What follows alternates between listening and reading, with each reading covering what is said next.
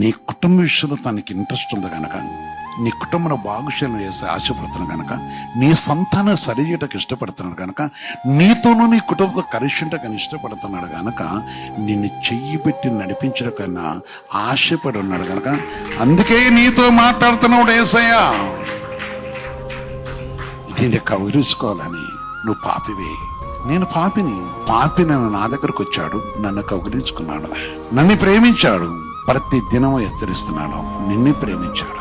ఒకప్పుడు మనము ఆయనకి రోజులము చాలా విషయాలు వింటుంటాం, ఒకసారి షాక్ అయ్యే విషయాలు వింటుంటాం. స్వస్థ పొందుతారు, చాలా నిందిస్తుంటారు. ఆ విషయాన్ని చూస్తున్నప్పుడు ఒక మానవ రీతిలో ఆలోచిస్తే బాధ అనిపిస్తుంది. కానీ పరిశుద్ధ ఆత్మదేవుడు ఆవరించి ఉంటున్నాడు కనుక ప్రతి విధమైన నిందను, ప్రతి విధమైన ఆ భయంకరమైన అబద్ధములను యేసయ్యకి అప్పగిస్తున్నాం కనుక ఆనందించగలుగుతూ ఉంటాము.